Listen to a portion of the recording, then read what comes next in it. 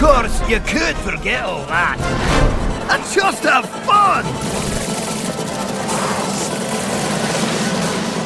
Die.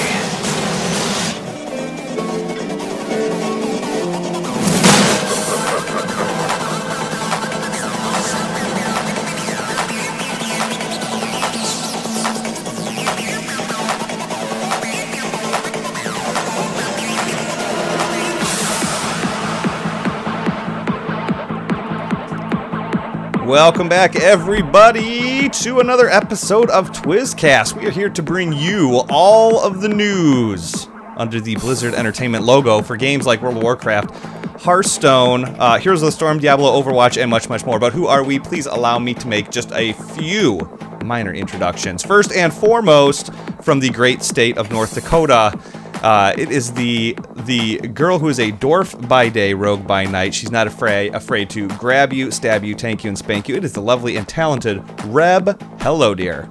Hello, Twiz. Now, actually, I was going to start off the night by wearing my dwarf beard to be in character, but I have some really sad news. It is no more. It has been torn up, and I am no longer a dwarf, so I will keep you updated with my new classification for a race. Please do. Please do. I need a report on my desk by 8 a.m. tomorrow morning, so thank you. Will do, sir. Thank you for that. Also, secondly, from the city that never sleeps, direct from Las Vegas, Nevada, it is the demon-slaying Diablo Master 5000, Archon the Wizard. Welcome back, my man. I am glad to be here, Twiz, and I'm glad to talk about my naked challenge today. I won't get into it yet. Yeah, because the hearing is coming up shortly, so... Yes. Oh my god. Last but certainly not least is the Hearthstone card-slinging Duchess of New York, the legendary, very talented Mr. Sexy Stutter BP. Hello, sir. Welcome back to the show. I'm sorry. What did I miss? No, I'm just laughing because I was thinking about earlier today. I was like imagining. I was looking at my thing. Or my video, and it was glowing, and I was delivering radioactive material today. So I was just thinking about trying to make a joke about that, but I have nothing. Okay. I got nothing. Well, dude, I mean, just starting the show off with the fact that you were carrying radioactive material and your thing was glowing.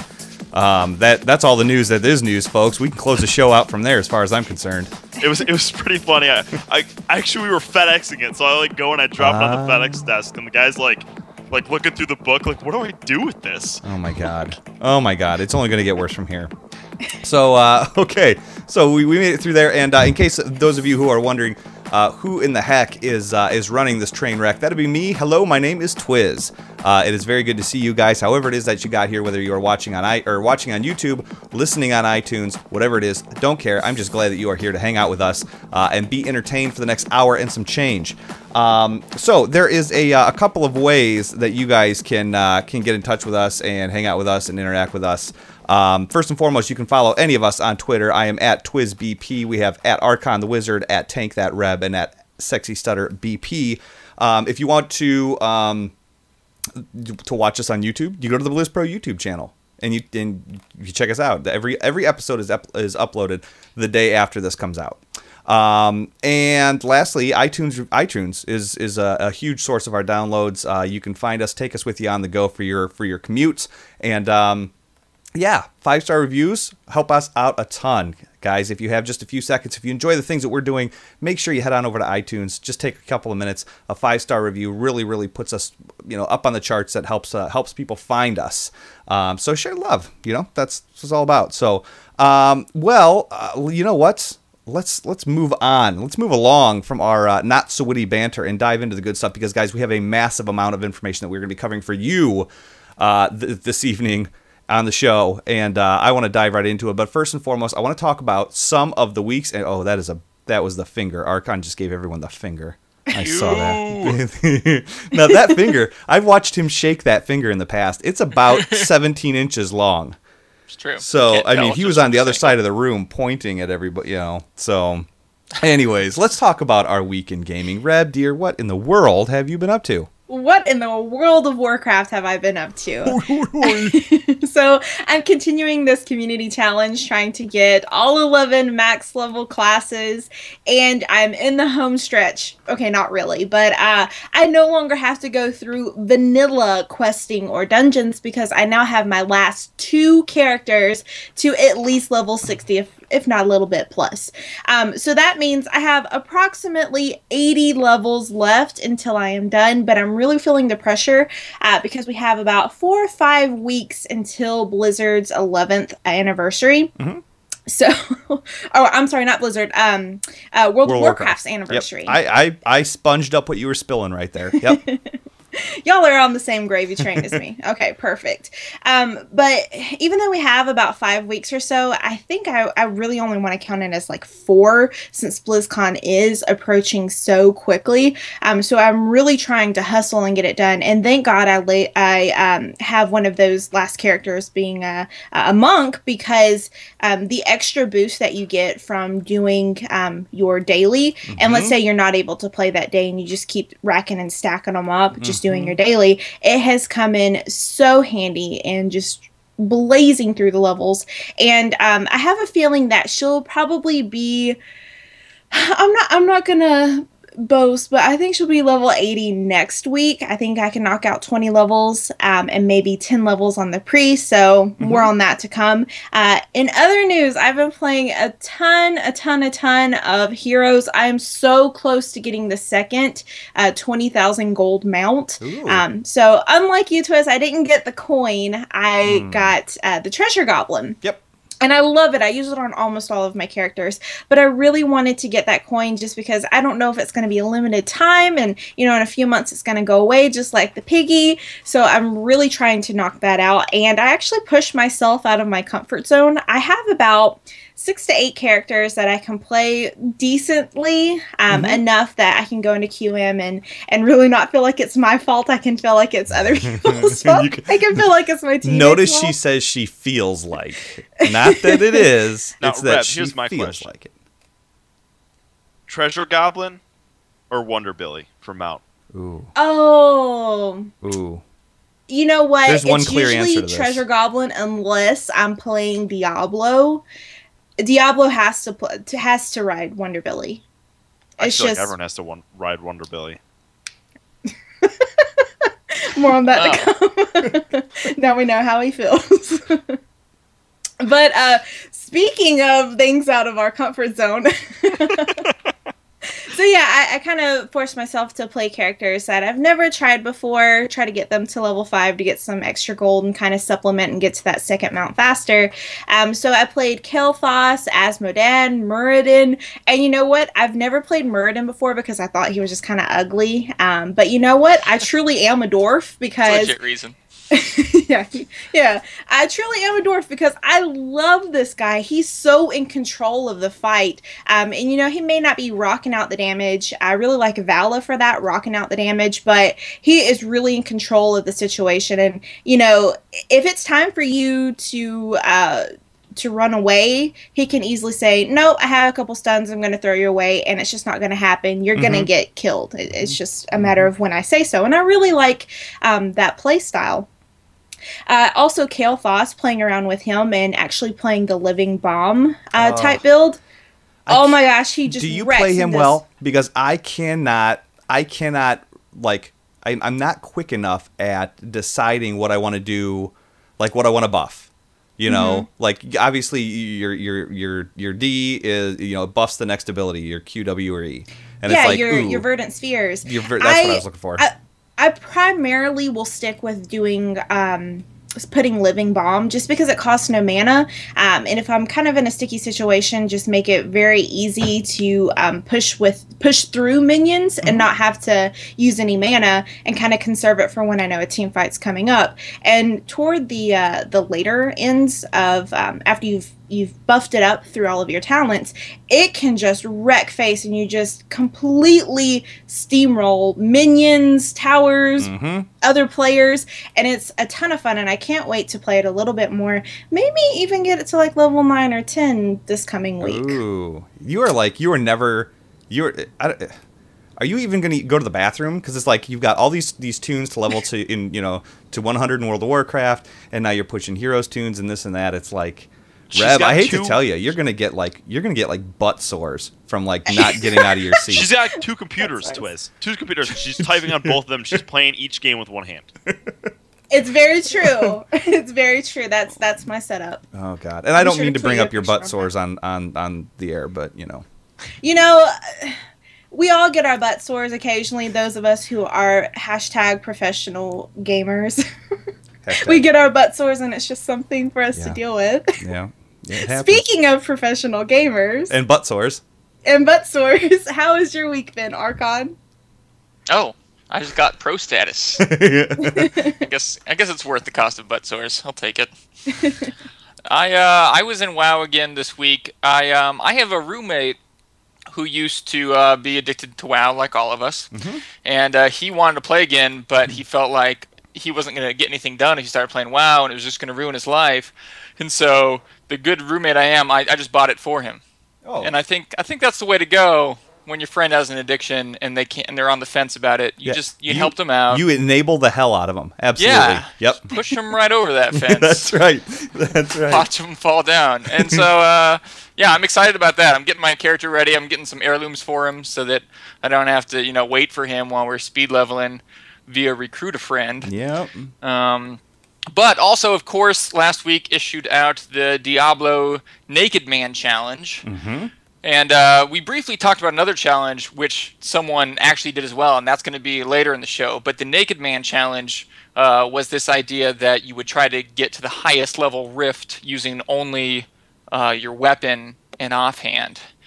And I did this using some rules that one of the viewers came up with. Decimation sent in an email, and I think he came up with much better rules than we had come up with on the show, and this makes it fair for everyone. So I'm hoping we can just keep this challenge going, and anyone who wants to do it can do this. They don't have to worry about how high their Paragon levels are. Gear's not going to matter as much because these rules really make it even playing field. So quickly I'll go over the rules, and then I'll show what I did, and then you guys can try to beat me in future weeks. There you go. So, of course, the idea is the only items you can have is weapons. So that's, main hand, offhand, or a two-hander.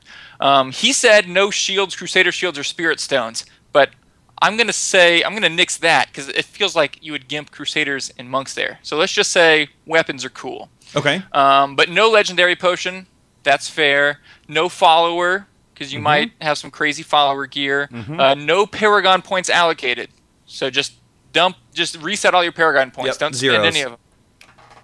And then no cube. Now you can't actually just cube nothing. So cube items that give you no benefit. Cube legendary powers that benefit a skill you're not using, or that wouldn't apply, like Ring of Grandeur, since you only have 2 weapons anyways. And then you go as far as you can, and it's actually pretty hard. I had a hard time just doing level 1 Greater Rift, but then I came up with something that I think is working pretty good for wizards. So Twiz has a screenshot of the skills I was using, Here we go. and this was an Archon build, essentially. I used Chantodo's Will and Chantodo's Force because that's like the best combination. It's a 2-piece set, and it seems like those are going to be the way to go for this challenge. But I have Shock Pulse on just because it's a good primary. Blizzard was a good way to do some damage when I didn't have to get close, because you're going to get killed really quickly in this.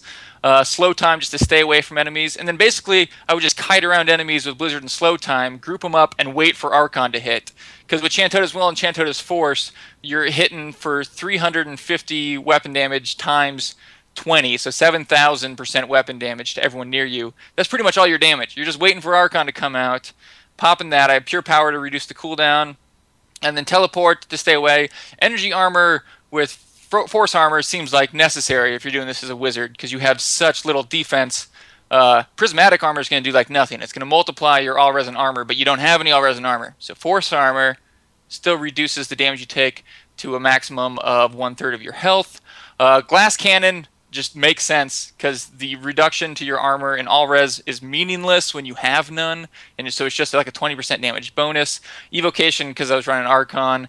Dominance gives you a set amount of health, And that's a good thing. When you don't have a lot of stats, you don't want the things that multiply your defense. You want things that give you like a set amount of defense.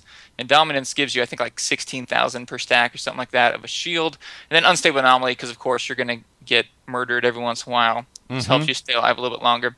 But yeah, just like tips for anyone who's trying it. Make sure you have Vit on your weapon or both of your weapons if you have two, because you don't get it anywhere else. So you need a lot of Vit. And Life on hit is like super OP because you have such a small health pool that getting like 16,000 life on hit on your weapon, your life just shoots right back up.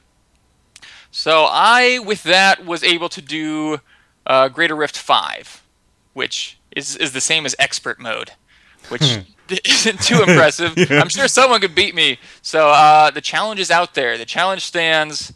If anyone thinks, I think maybe we could post these rules with the show notes or something. We'll post them. Yep, we will post these on the when the show gets posted. You go to BlizzPro.com. You can see the Twizzcast post for episode 7, whatever we decide to name this, and you'll see the list of rules along with the Hearthstone deck we're going to feature and everything like that. So I will make sure that those get posted along with that. And anything that you guys, so how do we want people to email us screenshots or whatever?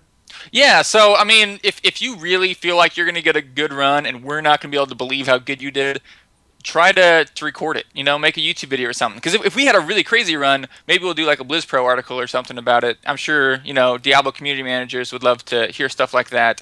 If you're going to do an epic run, definitely try to record it. But if you're just doing it for fun and you just want to send us in your best score, just send us an email, say this is how far I got, and we'll read it on the show. Yeah. Take your word for it, unless you say you got to like Rift 30, and then we'll be like, no. Probably not. And podcast at BlizzPro.com is how you can do that. So yeah, so thanks guys. That was pretty much all I did this week, but what about you, Stutter? Me? Played a little bit of Hearthstone. I cleaned my apartment. I forgot to buy beer like 3 days in a row. That's rough. A great day. Wow. It's been a great week. Shaved. Yeah. I don't know, man. Something got into me. Like I started running. Running is awful. But I still do it. You're on a new diet too, aren't you? I'm on a high fiber diet. My toilet is not happy. It was bubbling earlier today, and I was like, man, that's got to be me. That's well, especially since you're the only person that lives there. And I came home and it was just like, bloom, bloom, okay, bloom. I don't know. Anyways, Hearthstone. Here we go. Boy, that escalated quickly. I mean, that really got out of hand fast. All right, sorry. I had to play it. So Hearthstone. Yeah, Hearthstone. I've been playing a little bit of Patreon, more Druid these days, just because it's like I have to think about it less. So I'm like doing other things while I'm playing Hearthstone these days. Right. So it's just like, guys, Druid is like, you play your ramp, and then you play your minion, and if they answer it, you play your next minion, and then if they get the board, you kind of just lose, unless you draw a Force Roar, at the right time. Yeah. But it's like, you just kind of like sit there and you just like, oh, I got this card, let me play it. Druid, the theory behind Druid hasn't really changed much. People have been playing this new aggro Druid, which is interesting. It's what Eldorian got legend with this week. Yeah. By the way, congrats, Eldorian. Yes, absolutely. First-time legend. Congratulations to Eldorian, first-time legend.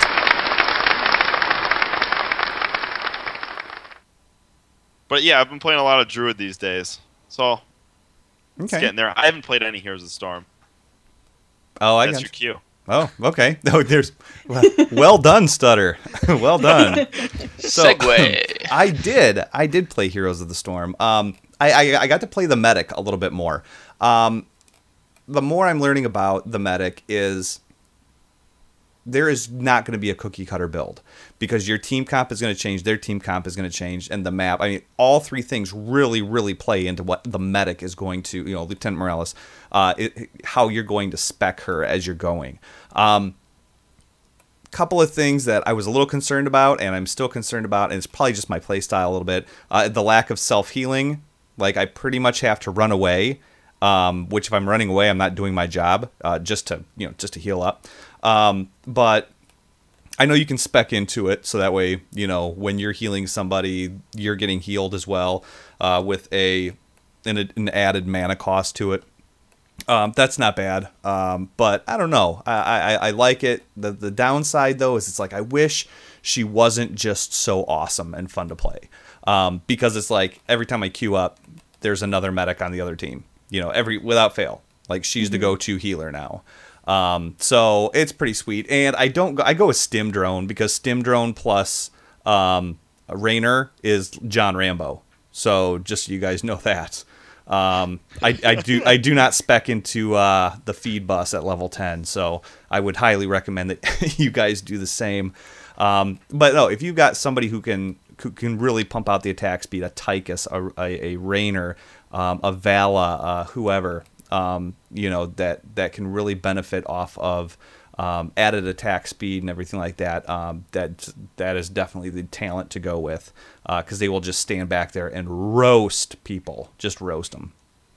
I did play a little bit of Hearthstone. I tried learning Patron a little bit, the Patron Warrior, simply because it's just like, oh, look what I lost to again, so I may as well try it. And Blizzard, everybody's like, okay, Blizzard, you need to nerf Patron Warrior. You need to nerf this, And their response was, it has a pretty high win rate, but it's a very difficult deck to play. And we're not going to nerf it because it is difficult. It takes a lot of thought and planning and stuff like that.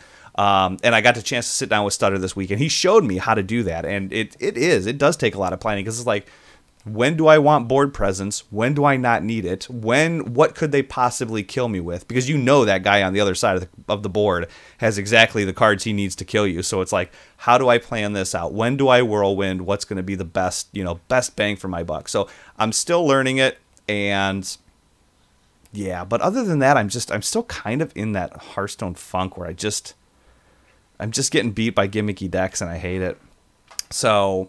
I'm talking like people who are playing like, oh God, what's the 1-2 taunt?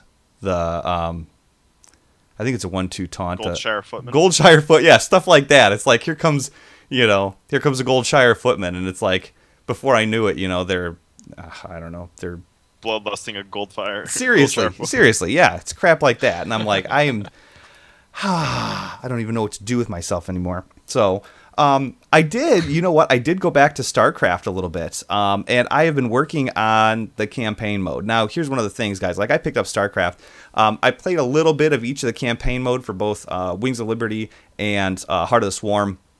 I never got really, too far into them, but it was nice because I had friends that also played StarCraft, and I would play against them, and I would get a severe butt pounding. And, but whatever, it was all in good fun, and it was cool just to change it up and play a little bit of a different game. But I was like, you know what, I want to play just a little bit more, because I'm kind of on that I want to play by myself kick. I went to StarCraft this week instead of World of Warcraft for that. And it was really cool because I was going through Wings of Liberty, and I played this level where, Zeratol, it's cool because I get to see, because I play so much Heroes of the Storm, I had no idea who Zeratol was or anything like that, but seeing all this stuff, I did this mission where Zeratol was like, I want you to look at my memory and, watch this memory, and you play this mission where Zeratol's trying to get out of this cavern and stuff like that. And it was just really, really cool to see these characters in another game, but it's the game that they came from, if that makes any sense at all.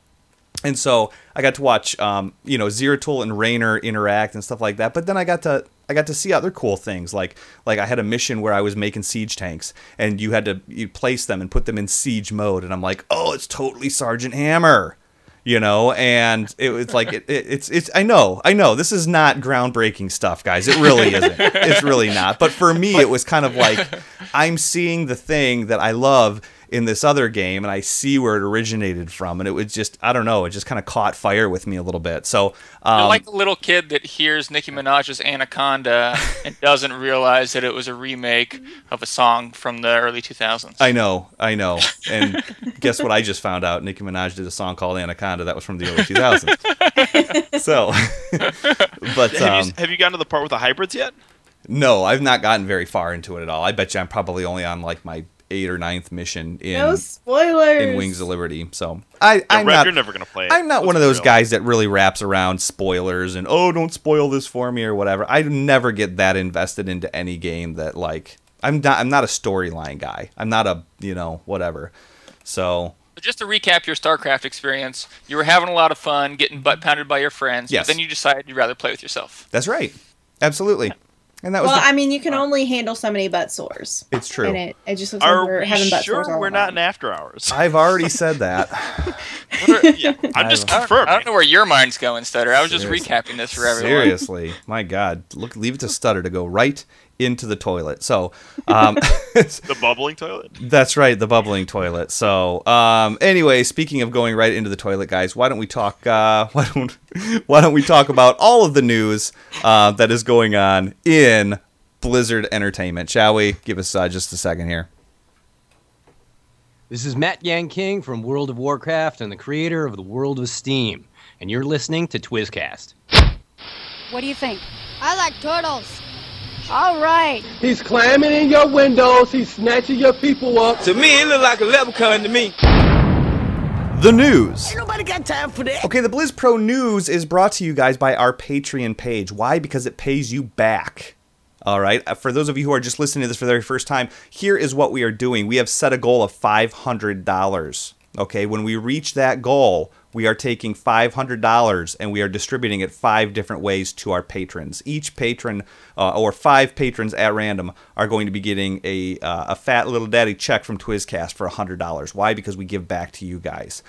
There are costs that are behind the scenes, things that, software. I use XSplit. It's the only way that I can do my stream and have my commercials and my different overlays and things like that. I have to use this program. There is a subscription fee to that.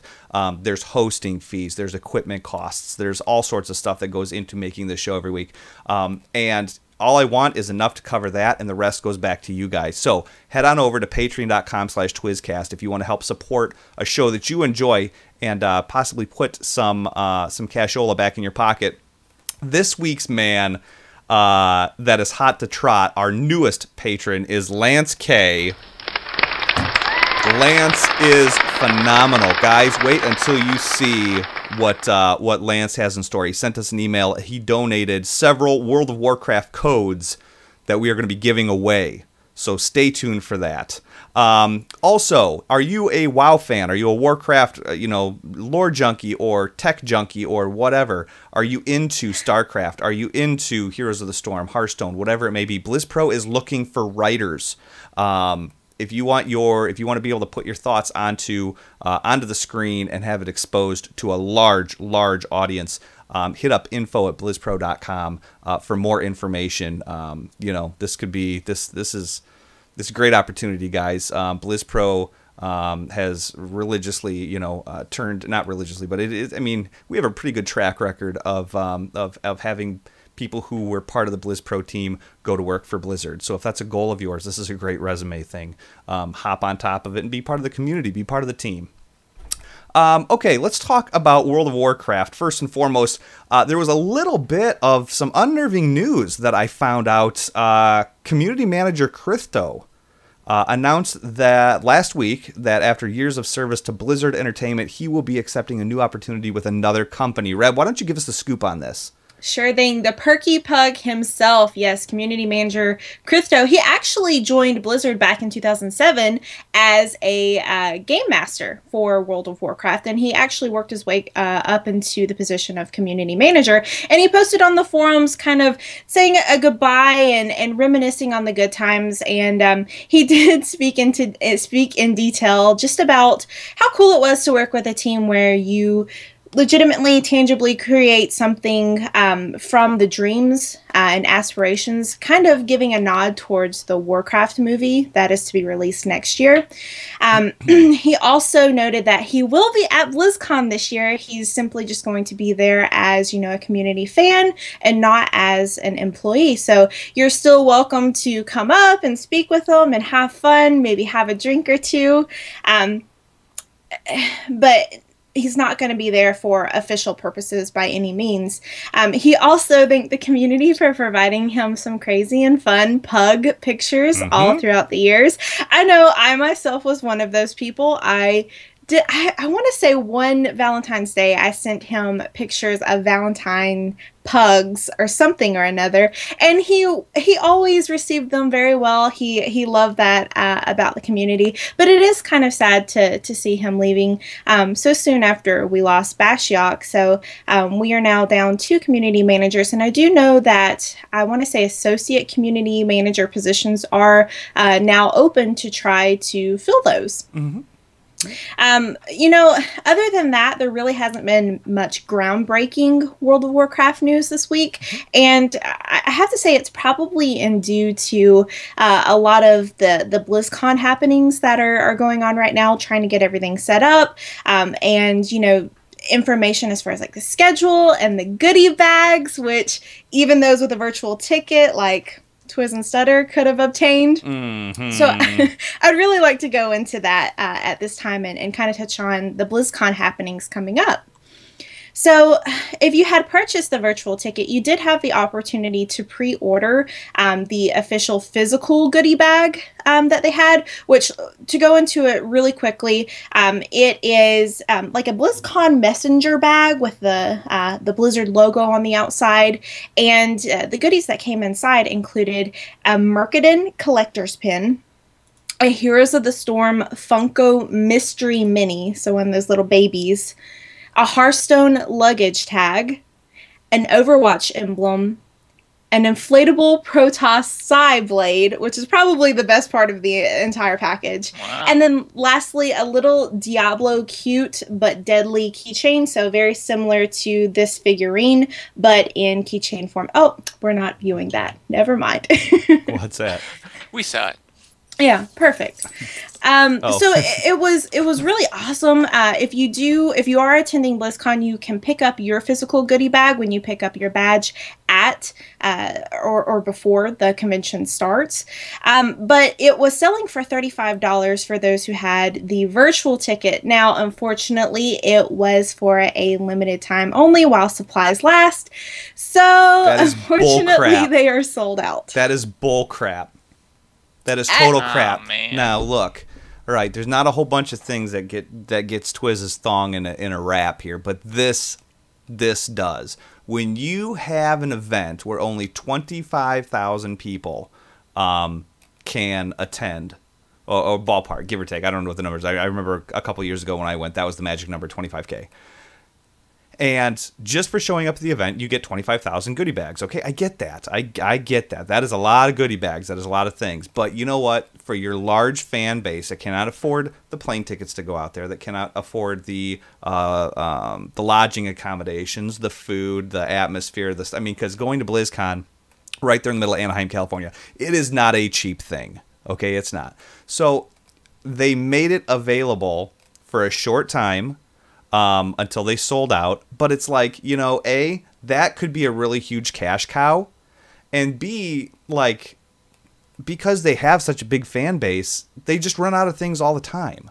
And it is so aggravating because, you know what, I'm not going to lie. There's some stuff that's in there that's like, wow, that would be really cool to get.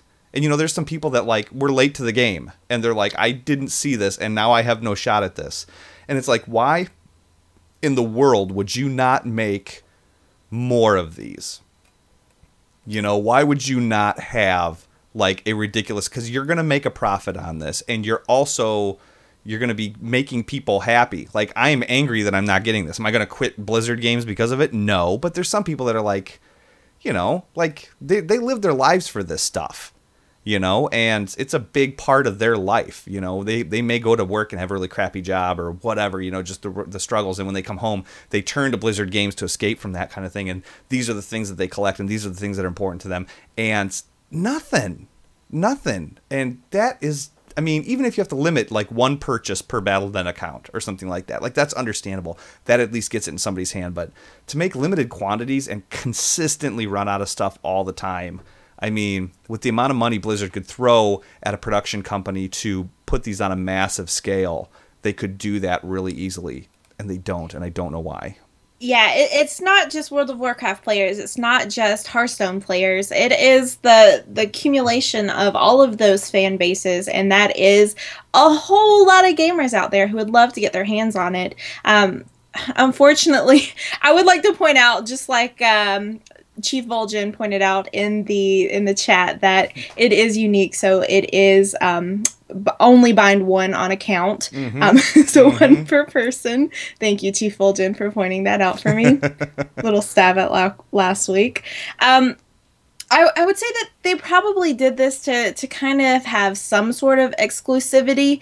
I know prior to being able to access virtual tickets, you know, being able to go in your goodie bag there was your exclusivity, but being able to purchase virtual tickets in the new day and age, you had access to everything just as well. And you had access to the Blizzard gear that was being sold via online, and you could do the pre-sale.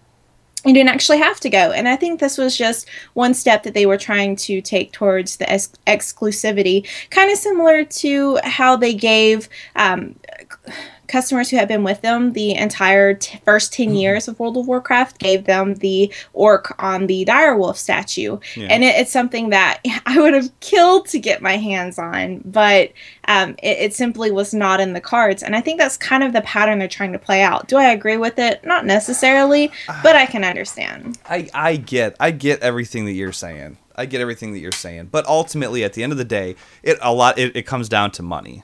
A lot of it is money driven. And here's what I see. I'm spending $40 to watch a Twitch stream. You know, I mean, what's to say that they couldn't you know, you submit your you log into battle.net and you submit your address for your battle.net account. And you know what? They don't have to send the whole goodie bag or something like that. But you know what? You send me the Overwatch you know, you're going to get 3 of the 6 or 7 things that are in the goodie bag. Okay, cool. That's better than nothing. And even if but you have to pay the shipping, so be it. Yeah. But I look at the fact that I'm paying for, and I know I'm getting in-game items because I got the virtual ticket and I'm getting my virtual stuff like that. So do the people that are attending. But $40 to watch a Twitch stream, and I can't even get a goodie bag over, because of a lack of resources and stuff like that. It's just... You know what? I almost wonder if they didn't have too much manufactured, too many physical goodie bags manufactured in comparison to how many tickets they sold, so that they had in excess of 1,000, 3,000, and they just had to get rid of it. And they go, well, you know what? Rather than just handing it out for free, rather than just having, millions and millions of players trying to grab at just a few thousand, maybe allow those with virtual ticket to try their chance. I wonder if it maybe didn't come down to that. I don't know. And Shadow E Vapor in the chat room says, how do you feel about Blizz allowing attendees to buy one more in addition to the one that you are getting at BlizzCon? I had not heard that it was part of the Blizzard gear that you can purchase there. I don't know. I don't know. If it is, then that's... I don't know. You guys can guess what my stance is. I'm guessing that since you get a virtual ticket for going to BlizzCon, you could also go online and buy one, even if you were just going to BlizzCon. Is that what he's getting at? That might be. I don't know. Possibly, yeah. Yeah, that would make sense because everything is tied into your Battle.net account. So yeah, that might be. I don't know, but I don't know. That was just one of the things that I saw, and I was like, there's some really cool stuff. Because I'll be honest with you, some of the BlizzCon goodie bags in the past, they were nice, they were cool. I mean, they were a thing. They're neat, but this one is just really cool. They really went above and beyond on this, and it's like, hey guys, guess what? We're gonna blow the doors off this goodie bag, and we're out. Yeah, I can already imagine everyone walking around the convention floor with the Protoss Psyblade, just whacking each other with it. Yeah, I don't know. I'm sorry. If you want me to make you feel better, Twiz, I do have some good news. Okay, talk to me. Okay, well, you're obviously still going to get your in-game goodies, and I'd like to go over that really quick, but I have some other good news. Talk to me. So let's go over the in-game goodies that you're still going to get. You're going to get that Mercadin WoW pet, if you haven't already, the Nexus Battle Beast mount for Heroes of the Storm, a BlizzCon 2015 Hearthstone card back, Xel'Naga and Spear of Endune portraits for StarCraft, and then lastly a pendant, a pet, and a portrait for Diablo 3. So you still have the pretty nifty items in game. In addition to that, the Blizzard gear for BlizzCon does go on sale starting this Friday, October 16th. So this is going to be like the Zergling slippers. I think there's also like a little book bag that you can buy. So it's the stuff that they're going to be selling that is BlizzCon exclusive items, plus a little bit more. But you're actually going to be able to do the pre-sale starting Friday. All right, well, keep your eyes open for that. Yeah, grab up some Christmas presents. You know, be ahead of the game. Don't wait till the last minute. Oh my gosh. Okay, well, the unofficial schedule for BlizzCon got announced, and just to give you guys an idea, we're not going to sit here and go through the entire schedule and this and that. You can get on the internet and find that out for yourself. But one of the things, a couple of the things that we just want to talk about were some of the panels that they are going to be having, and these panels might come into play later on in the podcast. So stick around. But let's talk about, obviously, they have the opening ceremonies that you know, everybody gets to watch for free, whether you like it or not. It's streamed and everything like that. One of the interesting things I saw is there's a panel for the future of StarCraft 2. Now, future of StarCraft 2, when they pretty much announced that Legacy of the Void is it, and that's that. I realize that it's not like, hey, we released Legacy of the Void day 1, day 2, everybody in the StarCraft team just goes home and doesn't have a job anymore. It's not like that. I get that. But it's kind of interesting that they're going to have a panel about the future of StarCraft 2. I'm sure it's going to be a lot of tournament hosting, and you know, obviously WCS stuff like that. They're obviously going to be adding stuff to it, I would think. I don't think that they're going to be adding, you know, obviously they're not going to be adding another expansion. This is the final expansion, but it'll be interesting to see what they cover in there. Is there anything else on the schedule, guys, that you guys are going to be tuning into either there or on the virtual ticket? Well, I noticed that they completely forgot about the Diablo 3 expansion announcement. That's covered in the opening ceremony. I'm not sure where that... yeah, so I think there's a chance, because, you know, sometimes there's panels they won't put on the official schedule because they don't want to give stuff away. Yeah. But usually they'd still put, like, somewhere in there that there was a panel. They just wouldn't give us the title. The only Diablo we got is Diablo 3 Dev Talk, and I think I can speak for all Diablo players when I say, oh, that really sucks. We could do that on Twitter. Oh, yeah. Yeah. Well, we have one panel. One panel for Diablo. All the other games get at least 2, 3. Did all the other games get 3? Man. Yeah. Hearthstone only has 2. Something like that. I mean, WoW has 4. That kind of leads me to believe, because I'm not seeing, again, this is not an official schedule that we're looking at, and you guys can track this down at any of your local Blizzard websites.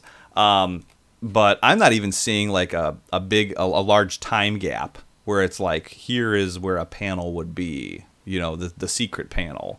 Yeah. So everything pretty much looks like it's booked. I mean, unless, you know, from 1730 to 1830 there's Hearthstone, and then and Diablo, and then between 1830 and 1845 there's nothing.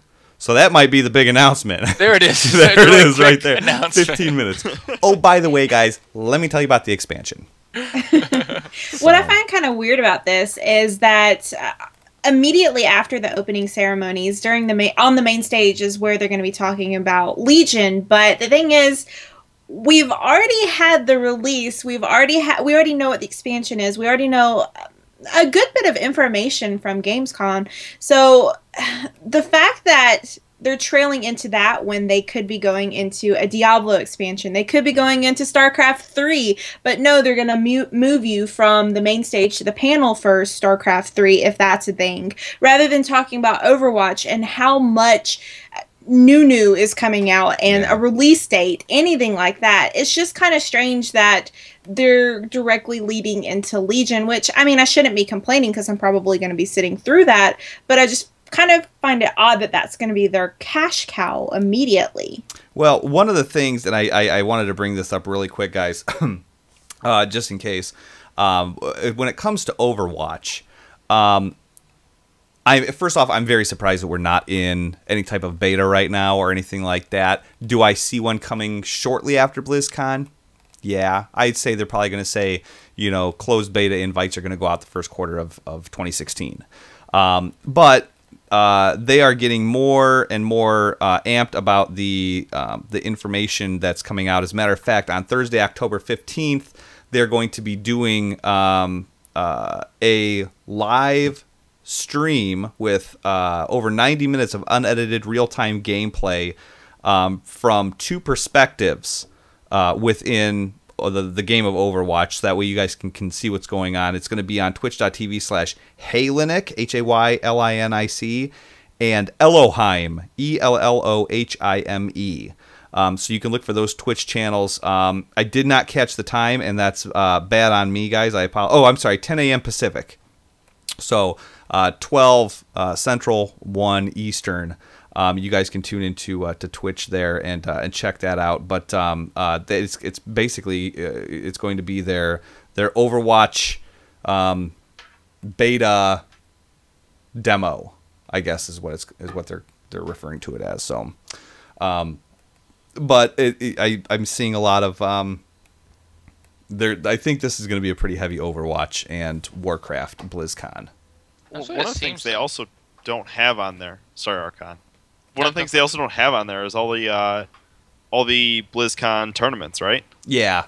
Well, and again, this is not an officially released schedule. This is just, I think this is not a tentative, but I mean, it's pretty much giving you the main idea of the flow. And usually the tournaments themselves are handled in another section of the Anaheim Convention Center. So you've pretty much, to me, this looks like it's main stage stuff. Mm-hmm. So, whatever. They're going to release it in the next few days, but we want to give people a heads up that they've got everything from Hearthstone What's Next to the Diablo 3 dev talk to the StarCraft units from blueprints to Battlefield. They've got a Heroes of the Storm State of the Game panel, the game systems of Legion panel. There's the Heroes of the Storm Battlegrounds panel. And then, of course, as everybody knows, the closing ceremony, which I believe they're having Justin Bieber at this year. Just a guess. Oh, God. Man. I can't believe they haven't announced it yet. We're a month away.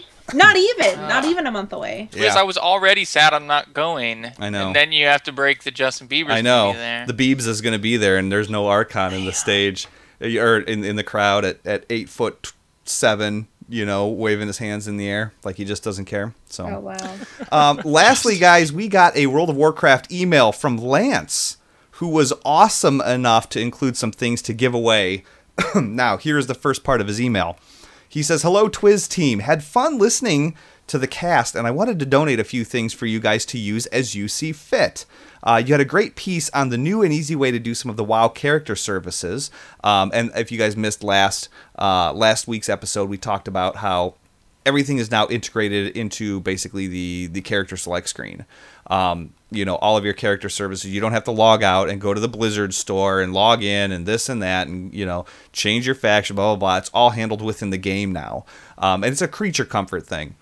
So he says, here are some codes that can be used, but you will have to go through Battle.net process to take advantage of the code purchase. So you're going to go to Battle.net, you're going to go to like code redemption and stuff like that. We have 2 codes for a character name change, 2 codes for a character race change, and 2 codes for a character appearance change. Free of charge, guys. So, how do we want to give these away? Let's make a quick contest on character name changes. In chat room, you guys can start kicking out ideas as well. For character name change, race change, and appearance change. So as far as character name change goes, here's what I'm thinking. I'm thinking you guys email podcast@blizzpro.com and tell me what you want to name your new tune, why you want to name them that, and any other background information about that tune that you want. I like that. Yes. Good. Sound pretty good? We need good, legit reasons. Good, legit reasons. Yeah. To save you some serious cash. And as far as a character race change goes, you have to talk about why you're racist against your current race. Oh man, what horror! Why the race you want to go to is the master race, and why we should all transfer to that race. Okay, I'm good. I'm good with it. I'm good with it. Now, as far as the character appearance change goes, here's what I want you guys to do. I want you guys to screenshot your tune, email it to podcast@blizzpro.com, and tell me, like, this is my transmog, it would just look so much better on a troll. Or what if we got the pictures and we got to decide who the ugliest toon was? And we're like, no, that one needs an appearance change. Yes. You need help. You need to dye that skin, the sister. the ugliest toon. Send us the ugliest toon with the worst transmog gear ever, and we are going to pimp your toon. And can we say like at least level 60 or something, so we don't have people just making ugly level 1s? Yes. Yeah, let's do that. Yeah, let's make a minimum of level 60's fine. That way Death Knights can get out of there too. So, yeah, send us your ugliest toon. Podcast@blizzpro.com. So, yeah, we've got that, and we'll cover them on the show. It's all in good fun, guys. It's all community interactment and stuff like that. Have fun with it, you know. Yeah, that's about it. So, the second part of the email that Lance sent us is going to be addressed as we cover one of the other games, and it's absolutely hilarious. So, Lance, thank you so much for sending in that email, brother. And also, as I mentioned before, Lance is one of our newest patrons. So head on over to patreon.com/Twizzcast and help support the things that we have going on over here. So let's dive back into some Diablo 3. Let's dive into some Diablo 3, Archon. What do we got going on here? We talked a little bit about the Naked Man Challenge in your week in gaming, but what else we got? Yeah, well, we do have one other challenge, but really quickly before that, I wanted to mention we did have a PTR, but I feel like we kind of got inadvertently trolled here. Day after last show, PTR comes out, PTR announcement, but no new content. This was a completely new type of PTR. It was just to test some optimization changes. Okay. Although that didn't change everyone from asking if they get to keep all the items from PTR and then screaming at Blizzard saying, why would anyone do PTR if we don't get to keep the items? Oh my god, you're so dumb.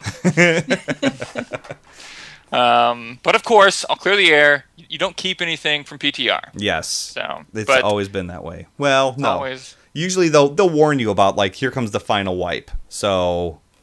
yeah, you'll keep them during PTR, but you won't take any of the items with you. Unless they tell you there's no more wipes happening. Yeah, so no wiping. And, or no, I'm sorry, no that's items. beta. I'm thinking beta, not PTR. Why didn't you correct me, Archon? Why didn't you correct me? Why weren't you like, Twizz, quit being stupid? I didn't want to do that to you on your own show. Yeah. The show's named after you, Twizz. I mean, yeah. That would have been so God forbid I say anything stupid. So yeah, PTR. What happens on PTR stays on PTR, just like in my hometown of Vegas. So don't go there expecting anything, and don't whine at Blizzard that there's not enough of incentive to go to PTR, because guess what? They get plenty of people going to PTR every time they throw one up. So clearly people are willing to help and have some fun without the incentive. And so yeah, it looks like optimization changes are coming, which is something people have been asking for because lag's been kind of crazy this season. And from what I've read on the comments about the PTR is the changes are working great. Cool. But more exciting than that, I think, is we got an awesome email from Chaos, one of the viewers, because, as I mentioned before, one of the challenges we had the idea of doing last week was a solo leveling challenge where you try to power level yourself, essentially, using things like the Gem of Ease. And we didn't go with that one, but that didn't stop Chaos from doing it anyways. So, just like the challenge I gave out in my week in gaming is still standing for anyone to beat, we're going to keep this challenge still standing, and that is Chaos got 24 minutes. I didn't think this was possible. He leveled himself from 1 to 70. No power leveling, no one else in the group. 24 minutes. And we got some screenshots here, and we're going to show you how he did it. And maybe you could beat his time, although this is a really impressive first time for this challenge. So power to you if you want to take him on. But basically what he did is he did the Gem of Ease cube to remove the level item requirements from all 13 items. So he has a whole whirlwind barb set on at level 1, which you can see on the left panel if you're watching the video, of course. If you're not, sorry, iTunes listeners. I'll do my best to explain it. He is Paragon 721. He has over 1 million damage and 2.4 million toughness at level 1 running full whirlwind barb. He shows his skills and his passives on here. He showed some of his sweet, sweet gear, of course, just to show off and show that he does indeed have the 6-piece whirlwind set on there. And I thought that was so cool. That definitely needs to get some attention. So we gotta get the community managers to see this, because that is awesome that Chaos put this much time into it. Absolutely. And he said it was just fun to get a change of pace. So if you guys are getting a little bored of the grind, try out one of our challenges. And if you guys like them, we'll keep doing these. But yeah, beat my measly level 5 Raider Rift or Chaos's super epic 24-minute solo leveling. That's insane. That is so awesome. That is so awesome. Seriously, good for you. And this is the kind of stuff, guys, I was talking last week about how, our inbox was just barren or whatever. And, you guys, this is the community that I know. Our inbox overfloweth this week. And it's awesome. And I'm so glad that you guys are listening, that you guys are doing fun stuff like this and bringing us into this with you. It's insane, and I love it. I love every bit of it. So I say good for you, Chaos, and thank you very much for doing that. Yes, indeed. And, that's all really the excitement going on in Diablo this week. I'm looking forward to seeing what challenges people attempt. Absolutely, yeah, and we will keep you posted on that in the weeks to follow. So let's talk a bit about some Hearthstone, Stutter. What's happening lately in the Hearthstone? I almost said StarCraft world. In the Hearthstone world. In the Hearthstone. Well, Purple won the American Championship. Purple. You guys know this guy he's Firebat's coach. So he coached the BlizzCon champion. Now he's a chance to go for himself. I did not know that. 16 people. Yep. He's the coach for Archon, also a player, and not for this Archon, for Team Archon. Yeah, he stole my name. He did. Yeah, actually, I had Team Archon stole it. Yeah, they did. But Archon's. Why didn't you copyright it, by the way? Yeah, right. He did. I might have stolen the name from somewhere as well. I may have stumbled upon it elsewhere. So no, I did not know that. He's got crazy hair, by the way. Yeah, he's also Canadian. Yeah. Crazy Canadians and their crazy hair. Yeah. Also, another guy who did was Jab, and Jab was close last year. I think this kid made mid-range hunter before mid-range hunter was cool. I remember way back in the day, he was showing me mid-range hunter like a year and a half ago, before anyone had ever dreamed of doing it. And he's like, yeah, man, Savannah Highmane's the best card in the game. He's ahead of his time. He was ahead of his time, man. This guy plays weird, wonky decks, and he does well with them. So Jab's another guy you should watch in the World Championships. But you know what? Who did Purple play to win? Who was the final match? Was it Jab? I think so. I'm not positive. I can totally see him getting up and being like, "Sorry."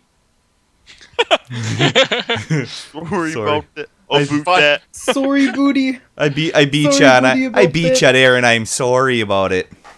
Yeah, he's got a hockey. He's holding a hockey stick. Yeah. Drinking some maple syrup.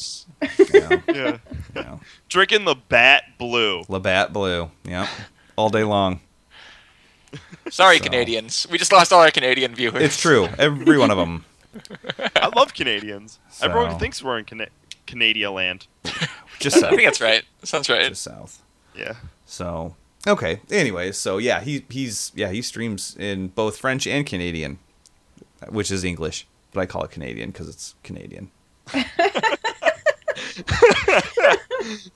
Oh. All right. Okay. Well, our deck of the week this week is a pirate deck, and I love pirates. Who doesn't? That's right. Who doesn't love pirates? Let's talk about our pirate deck. What was the pirate movie rated? Arr. All right. Yeah. It's gonna kick me off the show after that one. No way, dude. That's like the the pirate that walked into the bar and he had a steering wheel attached to his crotch, and the bartender says, "Why do you have a steering wheel attached to your crotch?" And he says, "Arr, it drives me nuts." They just keep getting worse. Wow. Sorry, that just happened. I try to keep this a family-friendly show, but sometimes the door is open so far that I'm just like, I've got to go in.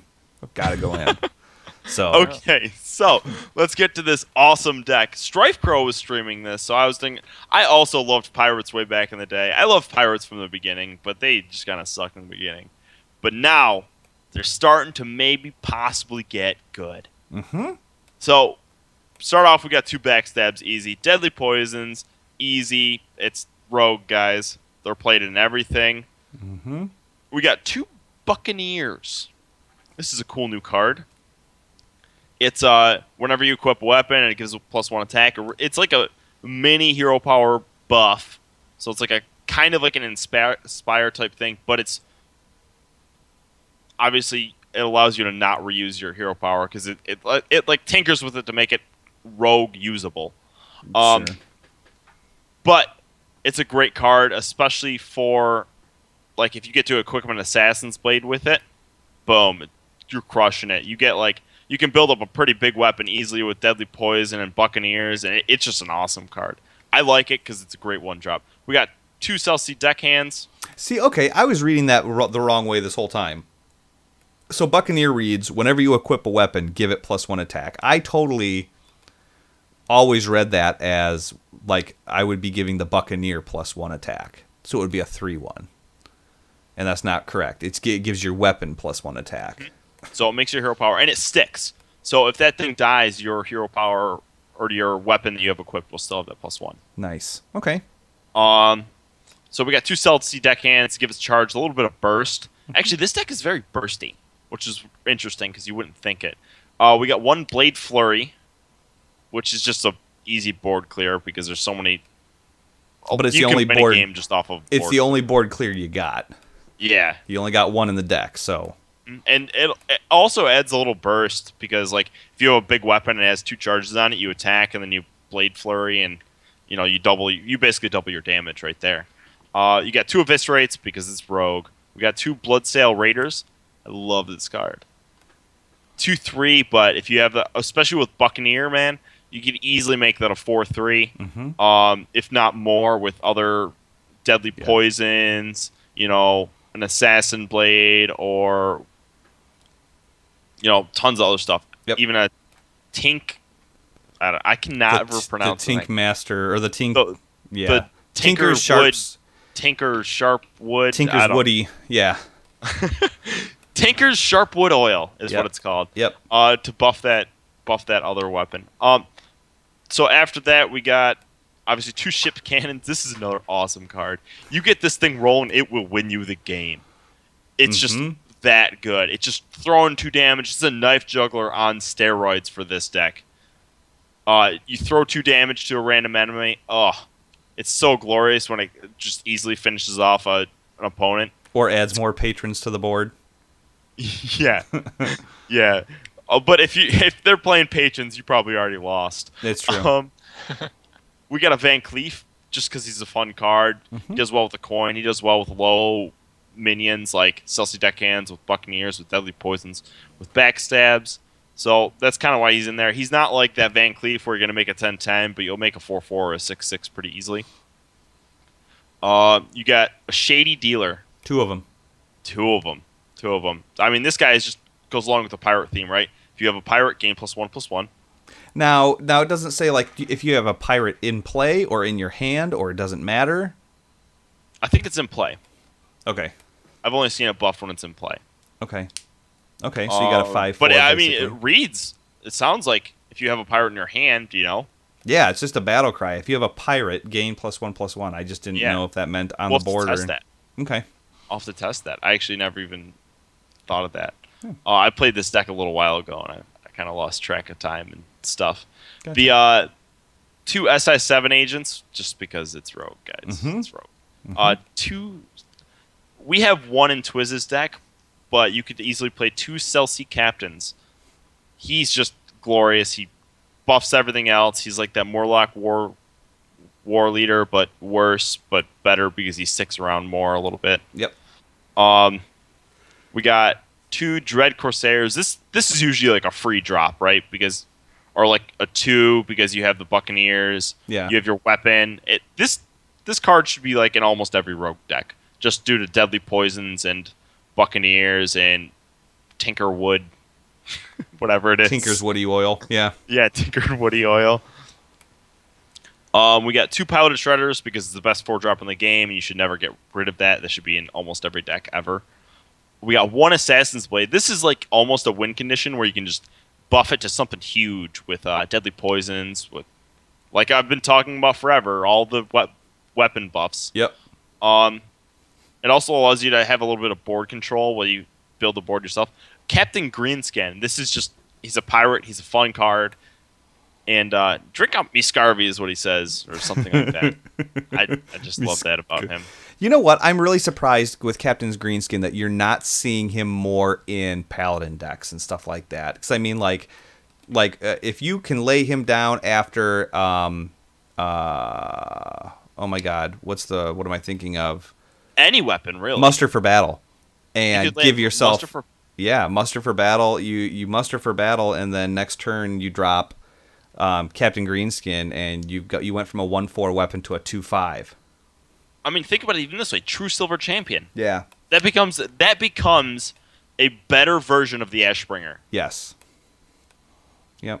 That's a big deal. I think he's just one of those cards that just gets skimmed over all the time, but there's so much value in there. That's one of the things about this this game, like I was talking about last week. You know, you're just getting so many good cards. He's one of those cards. He's like decent, but he's not good enough to be in decks because they're loaded with so many good 5 and 6 drops and everything like that. Your 5 drops right now are your Sludge Belchers. And your Lothab. Yep. Which we have in this deck. We put a Lothab in there instead of that South Sea Captain, but which, you know, Lothab can win you the game, right? If you have some board and you play that, it's just like they can't come back. There's never a good time, you know, like I've never run into a time where somebody was like, oh, here's Lothab, and it's like, oh, that was the best card they could have dropped on me. So yeah. Exactly. We have Dr. Boom in there because it's Dr. Boom, but in my deck, you should put Sky Captain Craig if you have them in there. Yes, and I don't have that. But this is who they're, again, sorry, Sky Packing. For those of you who are listening to this on the download, sorry about that. But yeah, Sky Captain Craig's a 7-cost 4/6 and costs 1 less for each friendly pirate. Again, does not say in your hand or on the board. So, but he has charge. Yeah, he's got charge. I love this guy. I mean, you never pay 7 for him. If you paid 7 for him, you're like, you pretty much. He helps you maintain board control is the idea, because you just play him and you charge in, and he's a 4/6, so he's got enough beef to him that he can actually take out a minion and still like be alive. But he, you know, like I said, if you're paying too much for him, you probably already lost the game. So he's agreed. Yep, agreed. I'll tell you what I got hit with the other day was it was a priest, an Ice Howl with an Ice Howl, which is a 9-cost 10/10 that has charge that says cannot attack heroes. And I got blasted with him because they played him and they silenced him. So he can attack heroes now. I could see, and this is going to sound weird, guys, I could see him in handlock. Okay. Because you drop him and you clear the board with something like that, and the next turn you're going to have a silence anyways, right? Because you have owls. Yeah. Or maybe even druid, because you're already carrying those keepers. That's possible. The one thing I did not pay attention to is when he silenced him. Because I don't know if he charged and took out one of my minions and then silenced him. Because if you silence first, does it take the charge away? It takes the charge away. So that must have been what he did. If you play a creature with charge and you silence it before you attack, he's useless. Yeah. Yep.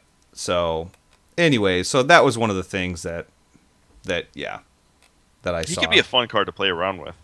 I have him. I just haven't toyed with him yet. Oh. Yeah, I haven't messed with him yet either. So, yeah, just maybe one of those next things. week. Maybe next week. You never, ever, ever know. So, let's see here. So, on last week's episode, we decided to start a segment called Ask Reb.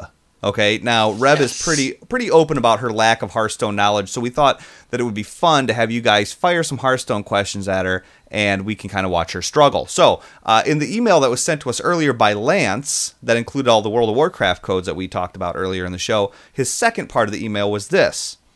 I have seen a few different variations on the Secrets Paladin. Which is your favorite and why? Well, this was a pretty obvious choice for me. Obviously, my favorite secret paladin has to be the Pope because, everyone already knows that he has holy powers. But what a lot of people don't know is that he was brought up with a lot of martial training and is a really good swordsmith. So I really think that he would make the best paladin out there. It's just that he's so secretive about it. And thus, that's why he's my favorite secret paladin. Yes. There you have it. I could not well have. Said. Yeah. And the last thing he wants to say is how long should I wait to contact my doctor about my pally bubble not going down? From the commercials, I heard it's anywhere from like 4 to 6 hours that you need to start being alarmed. Mm-hmm. But I really don't see why bringing Nazebo, the witch doctor, into this is really going to help at all. So I'd say, 4 to 6 hours, and then you can consult him. And if you pop it, don't get any pus on anything. So, if you guys have any other questions for Reb about Hearthstone or anything else in general, make sure you send them to podcast@blizzpro.com. The more personal, the better. That's right. That's right. Yeah, really dig into it. Really get into her personal life. Search for some answers. So, and for all your Hearthstone news, deck lists, and meta reports, make sure you guys are visiting hearthstone.blizzpro.com. As well as warcraft.blizzpro.com, Heroes of the Storm.blizzpro.com, just name the game.blizzpro.com, and that gives you all of the news right here, right now. One of the things I do like to do is just tell you guys we are on BlizzPro TV, and there are other shows besides us that are more game specific. There's the Well Met podcast for Hearthstone. There's the West March Workshop for Diablo. There is... Oh my God! There's another big one that I'm missing. What is it, guys? Twizzcast. There's Twizzcast. Hero Power Hour. March. Heroes Power Hour. Yeah, the Heroes Power Hour. Yeah, the other one that I host. God. Yeah. So remember when I was talking earlier about how I needed to wake up for this show? There you go. The Heroes of the Storm Power Hour. Guys, twitch.tv/BlizzPro and the BlizzPro YouTube channels where you find all these shows. So make sure you guys are checking that out in a big way. Let us talk a little bit about Heroes of the Storm. Now, we've talked in the past about Artanis. Artanis is officially arriving in the Nexus on October 27th, but you can access him 1 week early by pre-purchasing a digital copy of Legacy of the Void. If you are a warrior who likes to get right into the thick of the action, then Artanis is a perfect hero for you. In addition to a sweet new Protoss hero, players who pre-order will also get immediate access into the Legacy of the Void beta. Now, where some of the soreness has come in is the fact that people who bought the digital get access to them a week early. Okay, for people who pre-ordered the physical box from Best Buy or wherever you order your collector's edition from, they do not get to take part in this advantage of playing Artanis early.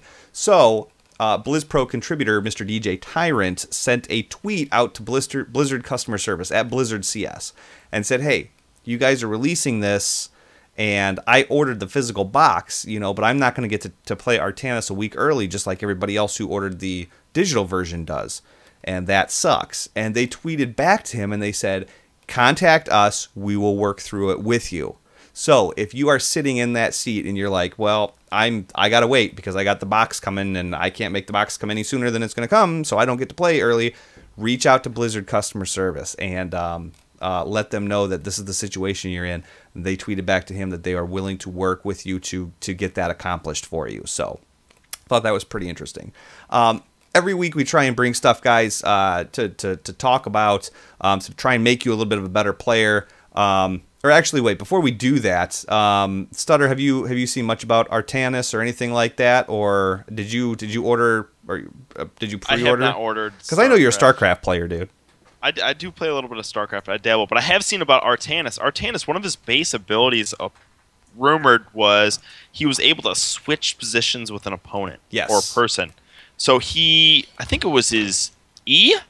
His E you could use it in a general area and it'd switch you position with like a different person, which I think is going to be the coolest thing in the world. It's going to create some crazy cool plays. Oh, absolutely. Especially if somebody is too close to your wall and you can switch places with them and put them on the other side of your wall. Yeah. Inside your base, that's going to be huge. Even for like boss steals or something like that. Yes. Yep, absolutely. I mean, just so many different plays. I wonder what the range is on it. Dude, think about this, man. Mighty Gust plus that? Mighty Gust might see some play. Oh. Yeah, Mighty Gust. Everyone's going away and this guy's stuck here. Wow. You never know. Man. You never know. I'm all in. I'm willing to check it out. There's like leaked unofficial stuff all over the place. I'm pretty sure it's unofficial, but you guys can do some searching and find it for yourselves. But I'm very excited about that. So it looks like I pre-ordered the Legacy of the Void. So I will be rocking that out a week prior. So I'll let you guys know how it goes, and I'll probably be playing it on the Heroes of the Storm Power Hour Tuesday nights on twitch.tv/BlizzPro. I will be watching Twiz all day. I'll be like, Twiz, you got to get on Skype, man. You got to get on Skype. I gotta see this Artanis. And you'll be like, Twiz, you are screwing this up royal. Stop playing Artanis. You are never allowed to play him again. Twiz, give me your account, okay? Come on. Yeah. So every week, guys, I try and bring up a little tip. Like last week, I gave you guys a Sergeant Hammer build, and we've done stuff like that. Here is something. I don't want to leave you guys empty-handed. I am going to feature one last article as a tip of the week. This article was put together by the always awesome Alebeard. And he puts out some phenomenal stuff on heroesofthestorm.blizzpro.com. So make sure you guys are reading what he's typing, because he is like thorough and on it like Comet. It deals with an option in the Heroes of the Storm settings that I didn't even know existed, and this might help you with your gameplay. And this is all about quick cast. Okay, now, as the name would imply, quick cast is meant to be a faster, more efficient way for you to use your abilities. It's one of the things it's easy to learn, but it's really hard to master. Quick cast is very common, okay, in other MOBAs, but since many Heroes players come from other Blizzard games, they're often more used to the traditional point-and-click type of targeting abilities. Now, if that's what you're used to, it might take some time to get comfortable with quick cast, but the benefit is well worth the effort. So when you go into the options menu, there is 3 options for quick cast. Okay, the first is off, which is the default setting. This is the standard click to target method, and while it's the easiest to use, it's also the least efficient and requires a keystroke to enter the targeting mode and then a mouse click to trigger the ability. This is 2 actions every time that you want to use an ability. This option is for new players or players who do not have previous experiences using quick cast, or who simply just don't like quick cast. The next option is on release, which will cast the selected ability at your cursor location when you release the ability key. It's slightly faster than off, since it only requires 1 action to use an ability, and you still have your targeting option until you release the ability key. This option is ideal for players who are ready to try quick cast. Okay, it's kind of like step 1, but you still kind of want to retain your targeting display. This option can actually significantly improve your efficiency, and it's only slightly more difficult than off. So this is definitely the way to start. Now, the final option is on. Okay, this is the most difficult setting, obviously, but it's also the fastest. When this option is enabled, pressing an ability key will immediately cast that ability at the location of your cursor. Since the ability is cast instantly, you don't get any of the normal targeting displays that you do with off or on release. The setting is intended for advanced players and players who are familiar with the quick cast form in other games. So give it a whirl, guys. If you're really wanting to push it to the next level, get on this quick cast and try it out and see if it doesn't make a difference. Again, it's one of those things. It's easy to use, hard to master. But once you do it, it's definitely going to set you apart from a lot of the other players that are out there. Have you ever used any of you guys ever used quick cast, Reb, Stutter? I tried and I sucked.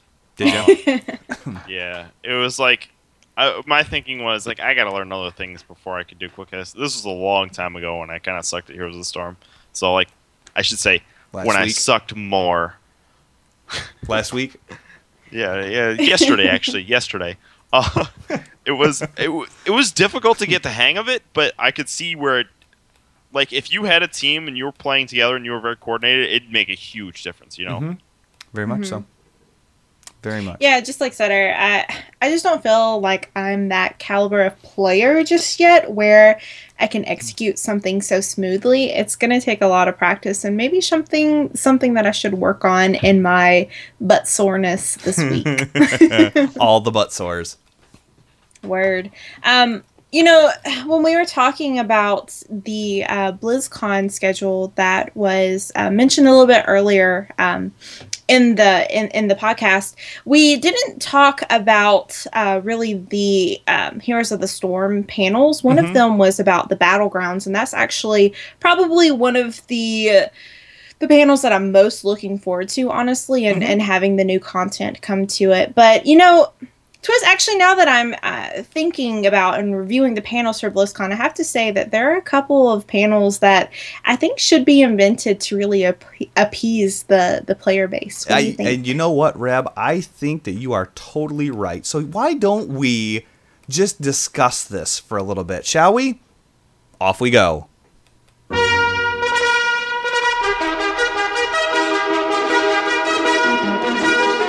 Come on, Reb, dance.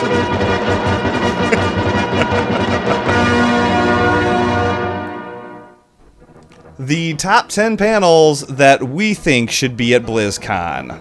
Ringing in at number 10, the RNG and U panel. A panel about how Blizzard gives your opponent just the right cards to one-shot you on turn 5. Number 9, the Diablo 3 Furnace Drop Rate panel. There's about a 1 in 10,000 chance it'll actually happen, though. Oh, yeah, true that. Number 8, the WoW's a Dying Game panel. It's a panel where it was supposed to be occurring for the past 7 years, but still hasn't happened yet. And it won't for a while. Number 7, the BlizzCon goodie bag / BlizzCon ticket panel. The only problem is that they'll run out of people to host it in about 7 seconds. Oh, I'm still sore about that. Number 6, the Hearthstone Bad Manners panel. Get ready because they're going to let the rope run out every time between questions and answers. The number 5 panel that we think should be at BlizzCon, the Garrison panel. The only downside is that people will go there and never experience the rest of BlizzCon. Number 4, the Diablo 3 Bounty panel. It sucks, but you have to attend that before you can do the Greater Rift panel. That's true. Number 3, the Amazing Skins panel for Heroes of the Storm. Be careful, you can only attend that one with real money and not some other form of BlizzCon currency. Number 2, the Twitch donation panel. For $4.99 a month, you can watch them do the same thing over and over again with little to no entertainment value. On the upside, you can say anything you want in the crowd, regardless of how vulgar it is. There's a plus. And the number 1 panel that we think should be at BlizzCon, the Force of Nature Savage Roar panel. It's a panel that you know is coming and can't do anything about it, much like the Starving Buzzard Unleash the Hounds panel of last year. And there you have it.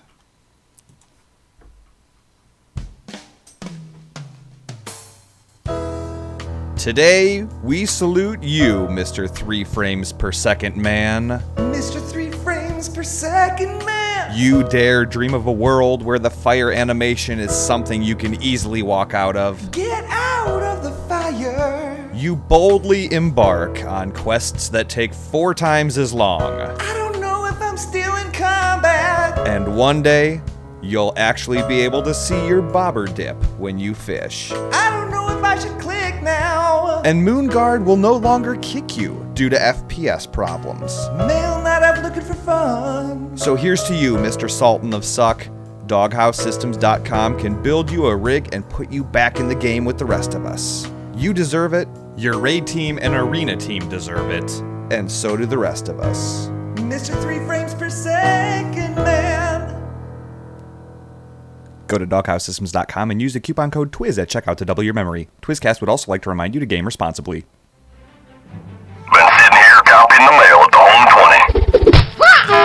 20. All right, let's talk some emails. Guys, this is the segment of the show where we've been reading emails throughout this whole thing, and I love doing that. I think I'm going to do that from now on. If you write an email that pertains to a certain game, we're going to read it there at that time, and then any of the other extra stuff or whatever we're gonna handle right here at towards the end of the show. But if you want to drop us a line, podcast@blizzpro.com. Always feel free to light up our inbox. We love hearing from you guys. We love interacting. You guys make us laugh. You guys make us smile, and you keep the fuel tank filled for us to keep going and doing this stuff. So we did get an email this week from Battle Panda, a good friend of the show, BlizzPro contributor, and he says that this is a question for you at home, the listener, the person in the chat room, the person watching on YouTube. This is a question for the community. He says, now that we have flying in Draenor and the dust is settled, have you gone back and done archaeology in Draenor? So, chat room, Reb, have you gone back and done any archaeology? Yeah, actually, I have. Now, I don't do archaeology every week. I don't sit down and go, you know what, man, I really want to do some archaeology all this week. But believe it or not, yeah, I have gone back since I have flying now and gone to archaeology sites, or I'll be flying somewhere in Draenor and I'm flying over a site and I'm like, you know what, real quick, like, I could do this because it'll be pretty simple to, if it's one of the larger sites, to just mount up and fly over to get to your green dig site, if that makes any sense to any WoW players out there. If you dig and you're at red, but you know which direction to go, you fly over, you go down, and you're at green. There we go. There you go. But yeah, I have. Okay. Blind Rogue says, I don't do that profession. Chief Vol'jin said, I did a few plots, but got bored. It looks like Dark Koki says, no, not so much. So can you get like decent gear from archaeology right now? No. No. Not at all. Not doing archaeology then. Yeah. Really, I would say one of the only incentives is, as far as like Draenor sites, is just to get the pristine artifacts so that you can put them up in your garrison and display them. There is a mace, I want to say, that you can get from the Arakoa. Arakoa? Yes, Arakoa. Why does that sound... What was that? Coca-Cola? Yeah, something like that. That's what it was. Yeah. Well, I don't know why Arakoa sounds so weird to me, but there is an Arakoa mace that is one of the more rare ones, but if you're leveling a shaman, it's pretty useful to get that at level 98, and then you're running around with the 630 item level mace. Okay. Nice. All right. I have, you know what, I'm lucky because I need to, I still need to go back and do all the quests and all the achievements to get my flying in Draenor. But the upside is that I wouldn't mind doing it because archaeology is the highest on my shaman, which is my main. So once I get my flying, I will probably tinker around with that. I'll tinkle around with that. I will tinker around with that. So yeah, I probably will. I mean, why the heck not? So that's one of those things, guys, that like, I don't know, I'm in that area where you know, I'm not going to take, you know, some of the nonsense that comes up in team chat in Heroes of the Storm, and I got force roared one too many times in Hearthstone, and it's like I want something to just you know, sit with my cup of coffee, go do by myself or whatever. Archaeology is just that type of thing. So I'm going to do it. I'm going to do it. It's not a matter of if, it's a matter of when. So, but let us know. Let us know what you guys are planning on doing. Podcast@blizzpro.com. So that was it for the emails, guys. Now, one of the things that we always bring up is the fact that you can get a hold of this show on iTunes, where that's right, where iTunes reviews, 5-star reviews, just rock it out, okay? And I would like to read the 5-star reviews we got this week. One of them is from Shadow E Vapor, who's in the chat room right now. They said, if you're looking for a source for all of your BlizzPro news, you have found it. Not only will you get the info, but you will have a great time doing it. Keep up the great work, you all. So thank you very much, guys. 5-star reviews. Big money. Big stuff right there. Certainly appreciated, certainly important in every way, shape, and form. I think that's going to be about it. I want to give everybody who was involved in helping, you know, a big thank you to everybody who helps makes this podcast function. The people who email us the awesome and fun questions, our patrons, people in the chat room, and you as a downloader or a viewer on YouTube. If you want to find it on iTunes, do a search for Twizzcast and look for our new logo. And if you want to come hang out in our chat room Monday nights, 9 p.m. Central Standard Time, 10 Eastern, 7 Pacific on twitch.tv/BlizzPro. And just come and hang out. Like, I'm sitting here watching these people in the chat room, and chat's flying by, and they're all having a great time, and they're taking part in our conversation. And, you know, and we are interacting with the people in the chat room as well. So it's just a great community effort all around. So, Archon, do you have anything you want to say before we are off and up out this show? Yes, as always, may all your drops be legendary, and may all your legendaries roll ancient. And how about you, Reb? I'd like to give a shout out to the chat room because you guys are so awesome. You make the live show so much fun. If you're listening to this on the download, be sure to come by, say hi, share in the laughs and giggles. And lastly, I would like to say, by fire be fabulous, Reb Neros has spoken. And Mr. Sexy Stutter himself. Another I would like showdown. to say, for today, Reb was not the janitor for a little bit. She was not cleaning up all the end of the jokes. Very impressed. There you go. Also, shout out to chat room, just as Reb said. You guys are fantastic. And get weird. Get weird. Get weird. I could not have said it better myself. Those of you in the chat room, hang around for after hours. So we will be right back on next Monday night. Come and hang out with us or look for the download. So until next week, until then, everybody game safe, love one another, and please, everyone within the sound of my voice, take care.